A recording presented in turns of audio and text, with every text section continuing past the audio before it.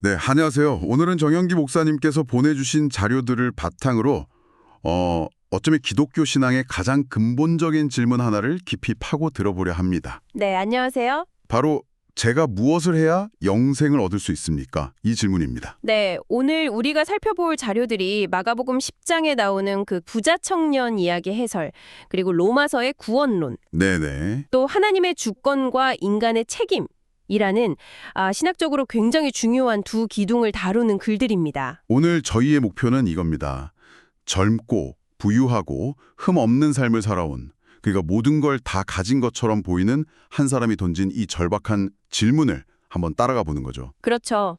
그리고 이 질문에 대한 예수님의 답변을 통해서 인간의 노력과 하나님의 은혜가 마치 충돌하는 것처럼 보이는 그 지점에서 과연 어떤 진실을 발견할 수 있는지 함께 탐색해 보겠습니다. 좋습니다. 그럼 바로 그 장면으로 들어가 보죠. 마가복음 10장 예수님 앞에 한 사람이 달려와서 무릎을 꿇습니다. 네. 자료들을 종합해 보면 이 사람이 정말 대단한 인물이에요. 젊죠? 재산이 어마어마하게 많죠? 사회적 지위도 있고요. 요즘 말로 하면 영앤리치인데 심지어 도덕적으로도 흠이 없는 그야말로 완벽한 엄친아입니다. 네, 뭐 하나 빠지는 게 없는 사람이죠. 그렇죠. 그런 그가 정말 간절하게 묻습니다. 선한 선생님, 제가 무엇을 해야 영생을 얻겠습니까? 바로 여기서 예수님의 첫 반응이 아주 의미심장합니다. 어찌하여 나를 선하다고 하느냐? 선한 분은 오직 하나님 한 분뿐이다. 네, 이에 얼핏 들으면 예수님께서 나는 선하지 않다 뭐 이렇게 겸손하게 말씀하시는 것처럼 들릴 수도 있거든요. 맞아요. 대부분 그렇게 생각하기 쉬운데 보내주신 자료에서는 그게 아니라고 딱 짚어주더라고요. 아, 그래요? 네, 이건 질문의 프레임, 그 틀 자체를 완전히 바꾸려는 시도예요. 틀을 바꾼다. 네, 청교는 선한 행위라는 인간의 노력을 통해서 영생을 얻으려고 하는데 예수님은 대화의 초점을 선한 행위에서 선하신 하나님이라는 존재 자체로 그냥 옮겨버리시는 거죠. 아, 네, 네가 생각하는 그 선함의 기준과 근원부터 다시 생각해보자. 바로 이겁니다. 와, 단순히 겸손의 표현이 아니라 청년이 세워놓은 선한 행위로 구원을 받는다는 그 전제 자체를 흔들어 버리시는군요. 정확합니다. 저는 이 부분을 그냥 지나쳤는데 완전히 새로운 관점이네요. 이에서 예수님께서 살인하지 마라, 간음하지 마라 이런 계명들을 말씀하시잖아요. 네, 그렇죠. 그랬더니 이 청년이 정말 자신만만하게 네, 선생님, 그런 것들은 제가 어릴 때부터 다 지켰습니다. 라고 대답합니다. 와, 정말 대단하지 않나요? 그렇죠.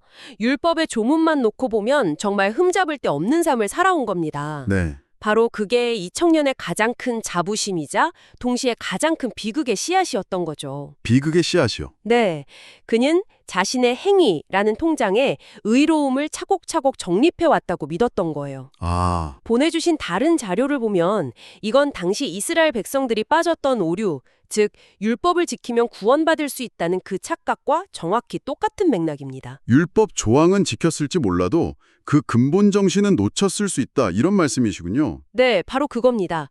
그 모든 율법이 가리키는 단 하나의 핵심, 하나님을 사랑하고 이웃을 사랑하라는 그 정신 말이죠. 그리고 바로 그 지점에서 예수님의 다음 말씀이 이어집니다.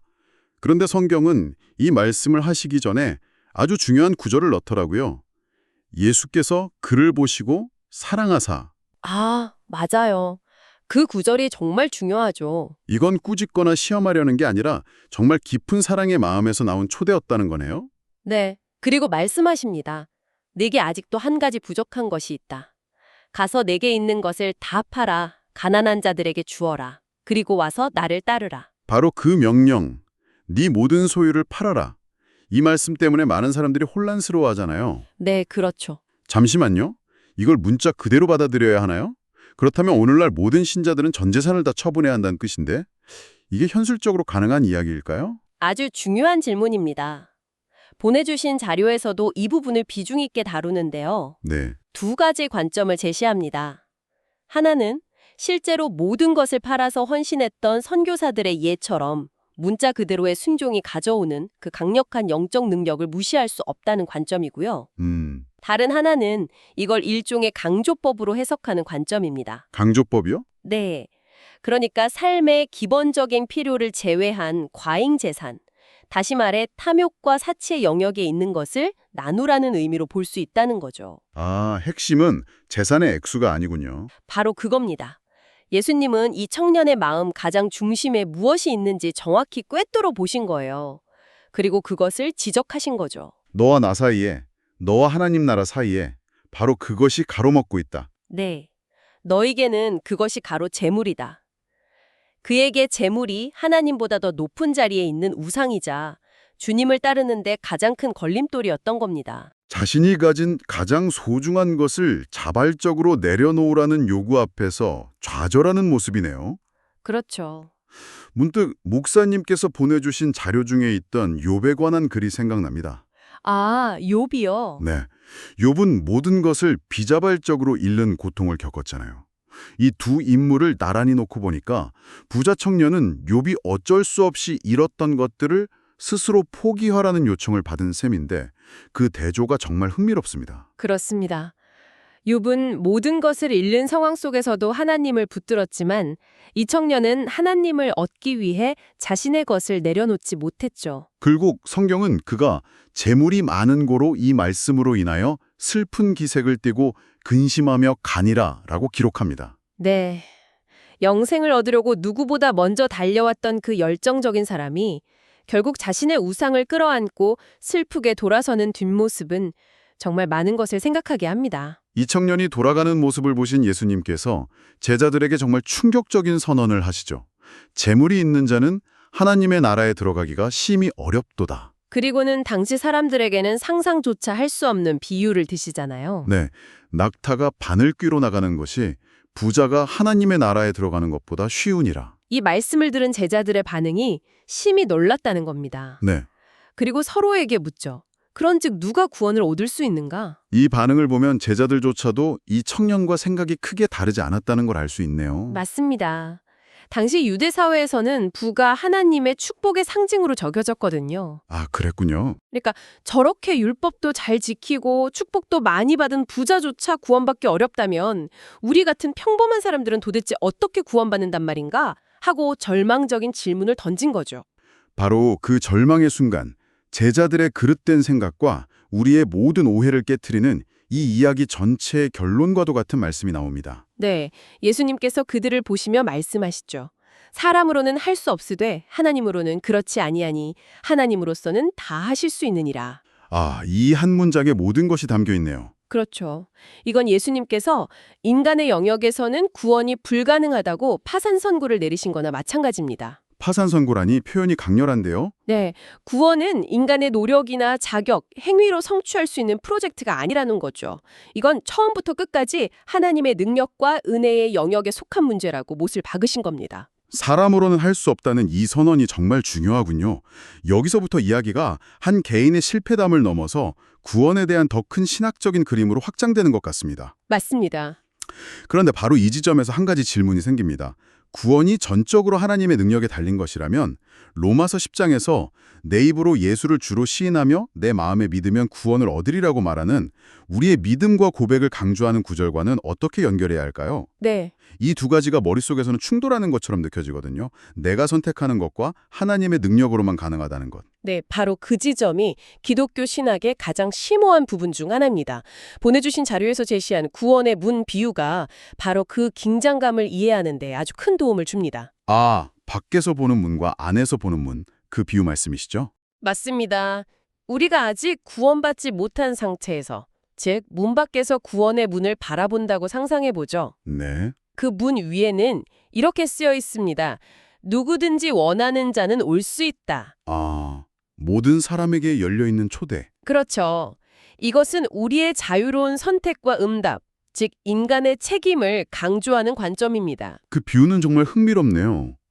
그런데 한편으로는 조금 후에 말씀하실 안에서 보는 문에 쓰인 글귀, 창세전에 선택되었다는 말이 어떤 사람들에게는 운명론처럼 들려서 거부감을 줄 수도 있을 것 같아요. 네, 그럴 수 있죠. 마치 내 선택은 아무 의미 없는 연극처럼 느껴질 수도 있고요. 이 부분에 대해 자료가 더 깊이 설명하는 내용이 있나요? 굉장히 날카로운 지적이십니다. 그래서 그 비유의 나머지 절반이 중요합니다. 아, 나머지 절반? 우리가 그 초대에 응답해서 믿음으로 문을 통과했다고 가정해 봅시다.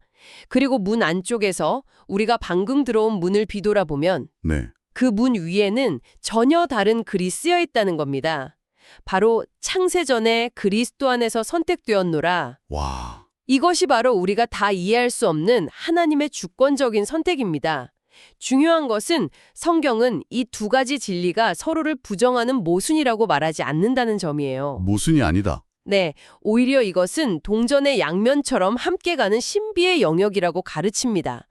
내가 믿었기 때문에 선택받았다는 우리의 경험적 진실과 하나님께서 선택하셨기 때문에 내가 믿을 수 있었다는 궁극적 진리가 하나의 사건 안에서 만나는 거죠. 결국 부자 청년의 이야기는 우리에게 구원의 길이 어디에 있는지를 아주 명확하게 보여주는 셈이네요. 그렇습니다. 그는 처음부터 끝까지 내가 무엇을 해야 합니까? What to do에 집착했지만 예수님은 그 질문의 방향을 당신은 누구를 따라야 합니까? Who to follow로 완전히 틀어버리셨군요.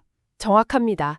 이 이야기의 가장 큰 반전은 구원의 문턱에서 가장 중요한 자질이 영적 스펙이 아니라 영적 파산 선고라는 점입니다. 영적 파산 선고요? 네, 이 청년은 자신의 의로움과 행위가 가득한 영적 자산 명세서를 자랑스럽게 내밀었지만 예수님은 오히려 스스로의 힘으로는 아무것도 할 수 없음을 인정하고 전적으로 하나님의 은혜라는 구제 금융을 요청하는 자를 찾고 계셨던 거죠. 아, 자신의 의로움을 내려놓고 하나님의 의를 덧입는 것, 그것이 바로 구원의 핵심이군요. 바로 그겁니다. 오늘 이 이야기를 나누다 보니 다시 욥의 이야기가 떠오릅니다.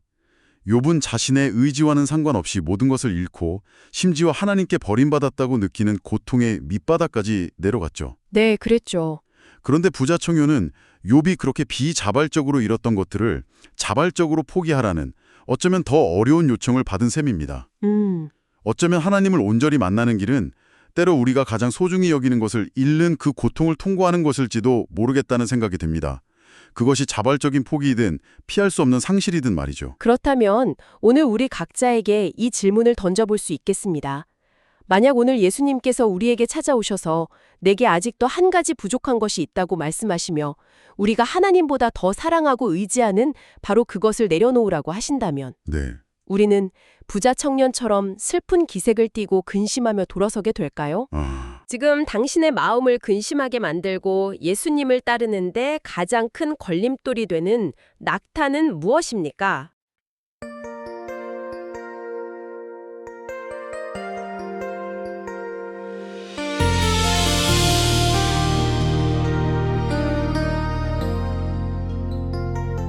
차가운 감옥안 이름 모를 두 관원의 꿈속에 감춰진 미래의 비밀이 안개처럼 피어날 때 요셉은 겸손히 고개를 숙여 고백했네. 해석은 내게 있지 않고 오직 하나님께 있나이다. 지혜의 근본 되신 주님, 역사의 주관자여, 사람의 명철로 풀 수 없는 인생의 굽이마다 오직 하나님만이 그 길을 여시고 빛을 비추시네. 하나님만이 하시는 일, 그 위대하신 역사, 우리의 생각과 기대를 뛰어넘는 하늘의 능력이라. 영생을 주시고 구원을 베푸시며 작은 신음에도 귀 기울여 간구를 들으시는 오직 주님만이 영광 받으실 우리의 전부라네.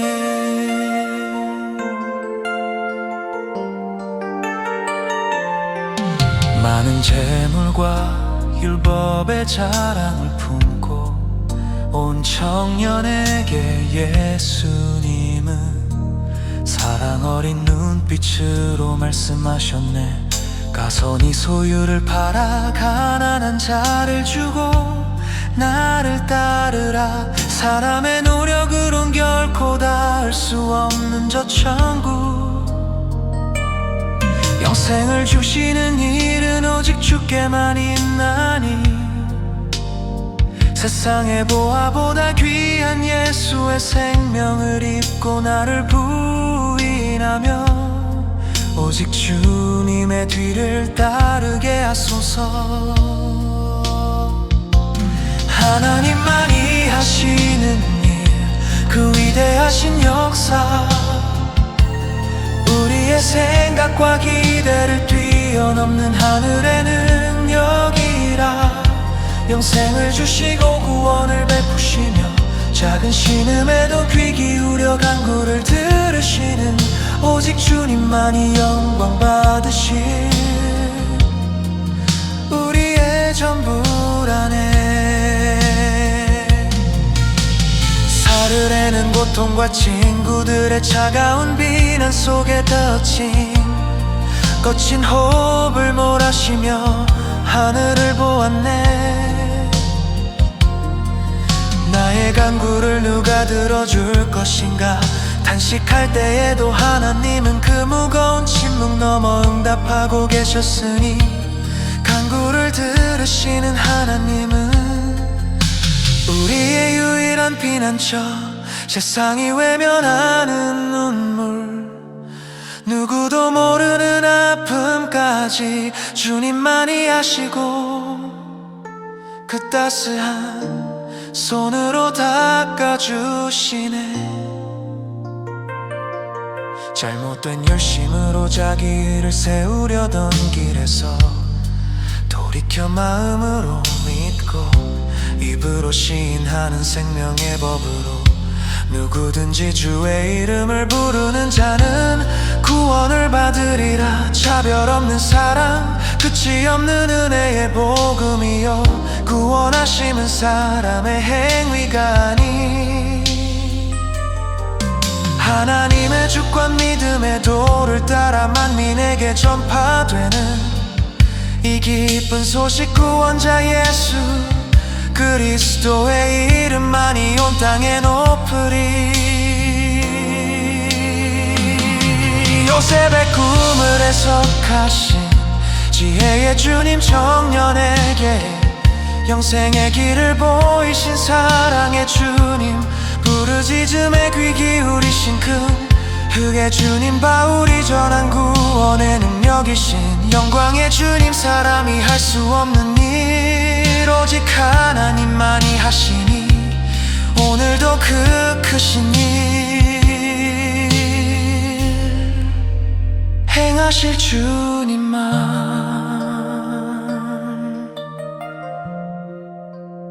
온전히 신뢰합니다.